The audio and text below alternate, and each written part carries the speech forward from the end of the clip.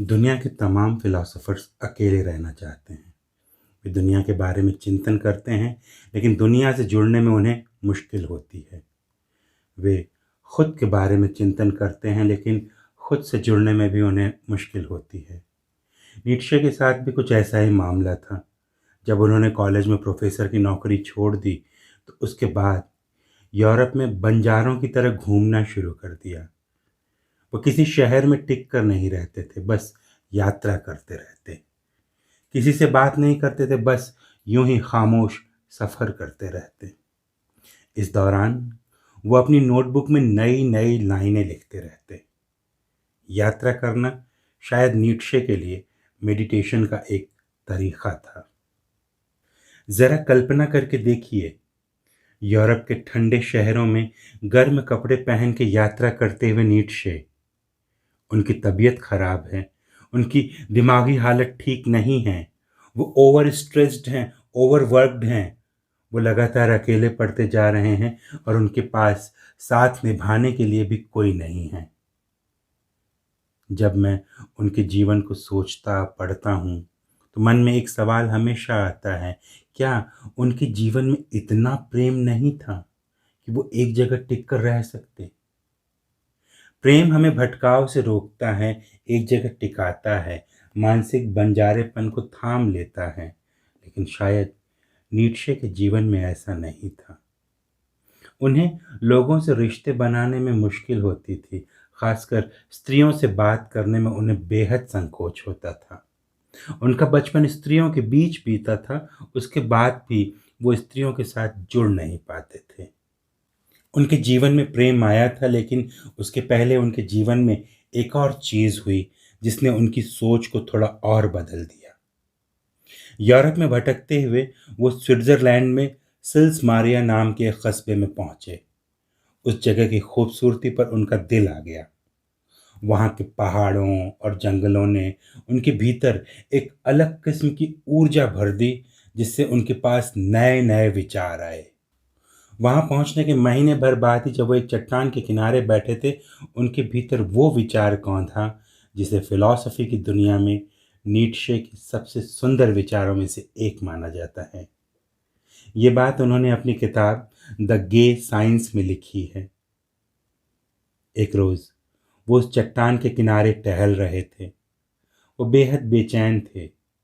उन्होंने खुद से एक सवाल पूछा, समझ लो, एक बड़ा सा दैत्य यहाँ पर आता है और वह तुम्हारे कानों में फुसफुसा के कहता है कि सुनो, जिस तरह का जीवन तुम अब तक जीते आ रहे हो, उसी तरह का जीवन तुम बार बार जियोगे, अनंत काल तक जियोगे। जिन दुखों को तुमने जिया है, वही दुख तुम बार बार जियोगे, और जिस तरह की महानता तुमने जी है, वैसी ही महानता तुम बार बार जियोगे। तो बताओ, तुम उस दैत्य को मार कर भगा दोगे, उस पर नाराज होवोगे, या फिर उस दैत्य को तुम भगवान मानकर, देवता मानकर उसकी पूजा करने लगोगे? फिलॉसफी की दुनिया में इसे एटर्नल रिटर्न के नाम से जाना जाता है। एटर्नल रिटर्न यानी अनंत काल तक चलती रहने वाली एक वापसी। आप बार बार उसी जगह लौट लौट कर आएंगे। अनंत वापसी। जैसे जीवन एक साइकिल है, एक चक्र है। जैसे साइकिल हर बार लौट कर एक बिंदु पर पहुंचती है, एटर्नल रिटर्न का वो बिंदु, एटर्नल रिकरेंस। ये बात सदियों से मानी जाती है कि ये पूरा ब्रह्मांड खुद को रिपीट करता है। ये बात प्राचीन हिंदू दर्शन में भी है कि एक समय के बाद सारी घटनाएं दोबारा घटने लगती हैं। तो पाइथागोरस ने भी कहा था कि जो कुछ आज घटित हो रहा है, एक निश्चित समय के बाद वो फिर से घटित होगा। यानी जो पाइथागोरस 2500 साल पहले होके गए, शायद हजारों लाखों साल बाद वैसे एक पाइथागोरस दोबारा हो जाएंगे। एक नीटशे पहले भी हुआ होगा, एक नीटशे हजारों साल बाद भी होगा, और उसके जीवन का सब कुछ एक जैसा होगा, सेम एज इट इज। मैं जो कुछ यहाँ बोल रहा हूँ शायद हज़ारों लाखों बरसों पहले सेम टू सेम ऐसा ही बोल चुका हूँ, या शायद हज़ारों लाखों बरस बाद सेम टू सेम ऐसा ही बोलूँगा, और ये सब बार-बार होता रहेगा। Eternal recurrence. नीत्शे ने जीवन को लेकर जो फ़िलॉसफ़ी बनाई, दुःख और तकलीफ़ों को झेलकर अपने सेल्फ़ को कैसे पाया जाए, इस वाली फ़िलॉसफ़ी को गढ़ने में एटर्नल रिटर्न के इस विचार का बड़ा योगदान है। एटर्नल रिटर्न का ये कॉन्सेप्ट नीत्शे के विचारों की बुनियाद में है। उनके सबसे सुंदर वाक्य इसी पुरानी सोच पर नए तरीके से सोचते हुए बने हैं। इटर्नल रिटर्न को अलग अलग लेखकों और फिलोसोफर्स ने अलग अलग तरीके से देखा है, जैसे अल्बेयर कामू की किताब the myth of Sisyphus. Sisyphus नाम का वो आदमी एक पत्थर को धक्का मार मार कर ऊपर तक ले जाता है। जैसे ही पहाड़ी की चोटी के पास पहुंचता है, वो पत्थर लुढ़क कर वापस नीचे आ जाता है। सिसिफस फिर उसे धक्का मारते हुए ऊपर ले जाता है, लेकिन फिर से वो नीचे आ जाता है। ये चक्कर चलता ही रहता है। यह भी एटर्नल रिटर्न का एक उदाहरण है कि आपका पूरा जीवन ही रिपीट होता रहेगा। यही इंसान को मिला सबसे बड़ा शाप है, एटर्नल रिटर्न। पूरा जीवन रिपीट होगा। जितने दुख झेले हैं सब रिपीट होंगे, जो सुख झेले हैं सब रिपीट होंगे। खोना, पाना, जीना, मरना सब रिपीट होगा, और ये चक्र अनंत काल तक चलता रहेगा।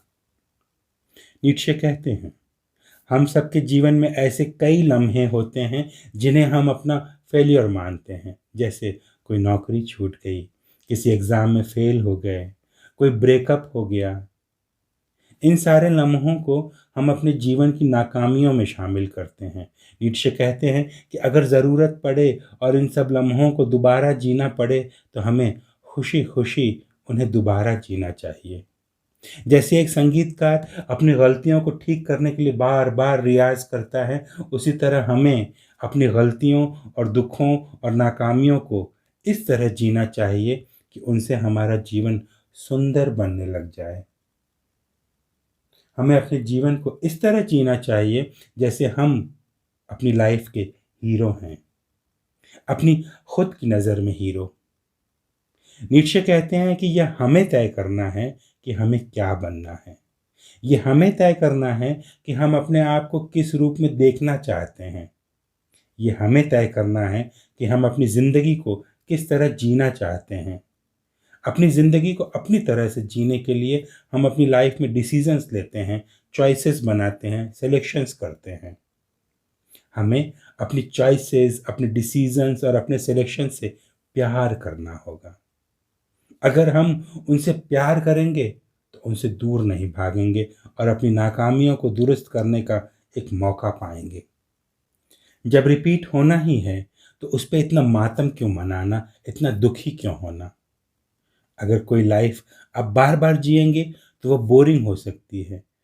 फिर आप क्या करना चाहेंगे? आप उसे इम्प्रूव करना चाहेंगे, आप राइट चीज़ों को चूज़ करना चाहेंगे। इसके लिए हमें अपने फेट को, अपने प्रारब्ध को प्यार करना होगा, उसे मान लेना होगा, स्वीकार करना होगा। हमारा फेट या हमारी किस्मत हमें कंट्रोल करे, उसके पहले ही हमें उसको कंट्रोल करके उसे एक डायरेक्शन, एक दिशा देनी होगी। ये अपने आप में कितनी पॉजिटिव बात है, कितने पॉजिटिव विचार हैं। ये ज़िंदगी से प्यार करना सिखाता है, ये ज़िंदगी की तकलीफ़ों से लड़ना सिखाता है।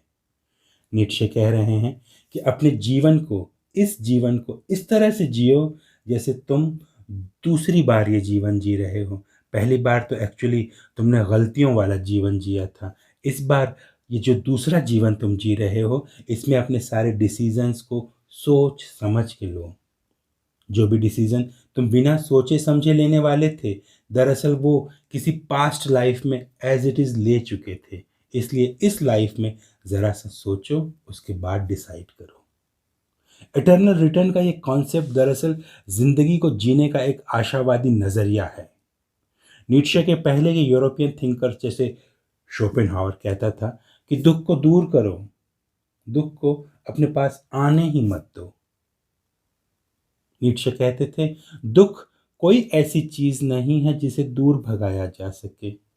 जीवन है तो दुख आएगा ही आएगा, लेकिन दुख के साथ हमारा रिश्ता बेहद डिग्निफाइड तरीके से नरिश किया जा सकता है। नीत्शे कहते थे, दुख को गले लगाओ और गले लगा के दुख पे हावी हो जाओ। अगर पूरी तरह जिंदगी का मजा लेना है तो दुख को सीने पे झेलना पड़ेगा, ये जोखिम उठाना ही पड़ेगा। और अगर आप दुख को झेलेंगे तो दुख से उबर भी जाएंगे। यहीं पे नीत्शे का सबसे मशहूर डायलॉग आता है, what doesn't kill you makes you stronger. यानी जिस चीज ने तुम्हारी जान नहीं ली है वो चीज तुम्हें ताकतवर बना देती है। इसे ऐसे समझिए, मुझे किसी बात का दुख हुआ लेकिन मैं उस दुख से मरा नहीं। जिस दुख से मैं मरता नहीं हूं वो दुख मुझे मजबूत बना देता है। जिस चोट से मेरी मौत नहीं होती वो चोट मुझे मजबूत बना देती है। मुझे दुख होगा और उस दुख को झेलते समय मुझे मौत जैसा दुख होगा, लेकिन मौत नहीं आएगी। अगर ऐसा हुआ तो वो दुख मुझे कहीं न कहीं पहले से और ज़्यादा मजबूत बनाएगा। देखा जाए तो कितनी व्यावहारिक, कितनी सटीक बात है ये। हम सब एक नाजुक दिल लेकर पैदा होते हैं, एक सेंसिटिव दिल। लेकिन हमारा दिल इतनी बार टूटता है, इतनी बार दुखी होता है कि बाद में छोटे छोटे दुखों का हम पे कोई असर ही नहीं पड़ता। What doesn't kill you makes you stronger। लेकिन क्या नीत्शे अपने जीवन में अपने इस विचार को, अपने इस कॉन्सेप्ट को पूरी तरह अमल में ला पाए थे? ये जानने के लिए देखिएगा नीत्शे की लव स्टोरी, यानी इस सीरीज का पार्ट 3।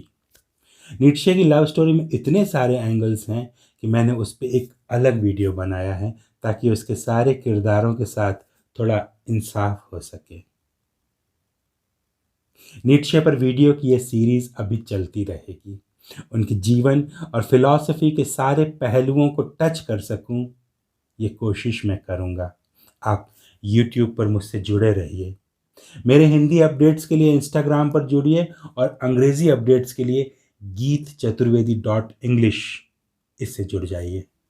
लेख, PDF और ई बुक्स मैं टेलीग्राम पे शेयर करता हूँ, इसलिए मेरे टेलीग्राम चैनल से जुड़ जाइए। लिंक डिस्क्रिप्शन बॉक्स में उपलब्ध है। और हाँ, अधिक जानकारी के लिए मेरी वेबसाइट geetchaturvedi.com पर विजिट कीजिए। नीत्शे पर नए वीडियो के साथ मिलेंगे जल्द ही। तब तक